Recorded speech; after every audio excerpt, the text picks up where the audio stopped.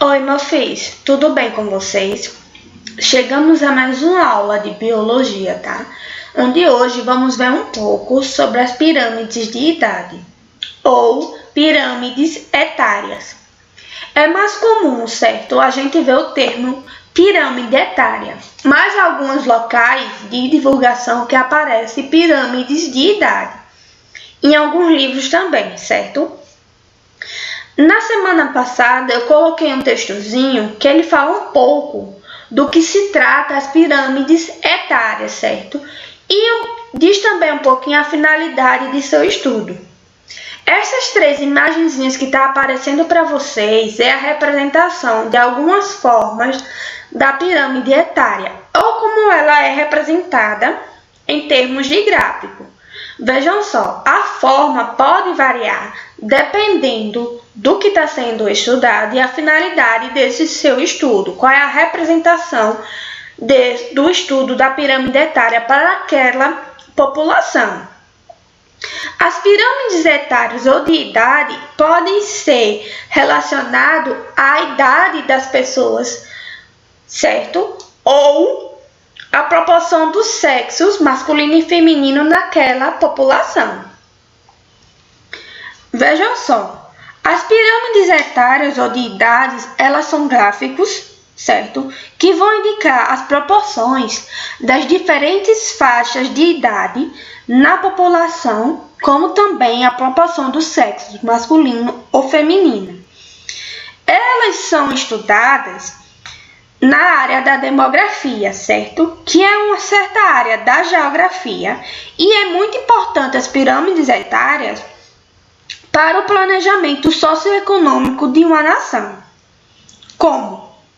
Nas regiões em desenvolvimento, é comum haver uma taxa de natalidade, certo, maior e uma expectativa de vida ao nascer menor que nas regiões desenvolvidas, certo?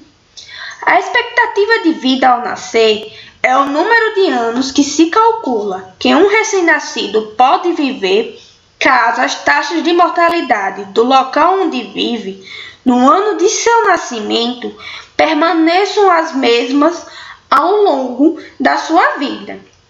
Então é por isso que as pirâmides das regiões em desenvolvimento, elas costumam ter uma base mais larga e um topo mais estreito, como vocês podem observar nessa imagenzinha aqui, tá certo? O que indica que há um grande número de jovens e uma baixa proporção de idosos.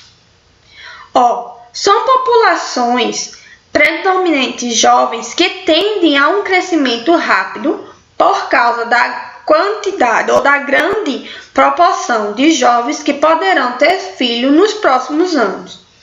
No outro oposto, ou no extremo oposto, há países com a taxa de natalidade muito baixa e expectativa de vida elevada.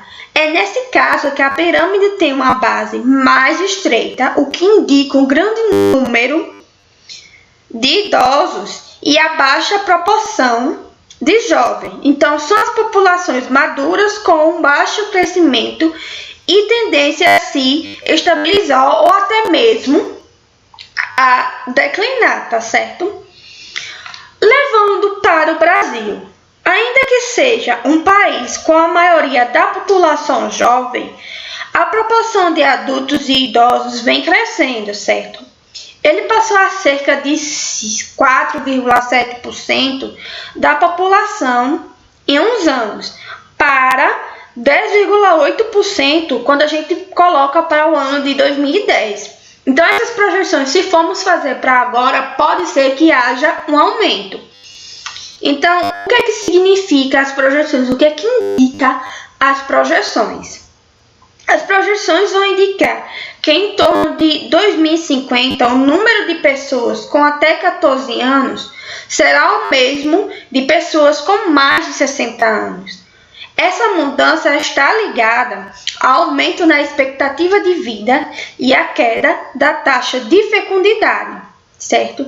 Que na década de 1940, por exemplo, a expectativa de vida no Brasil ela não ultrapassava cerca de 46 anos.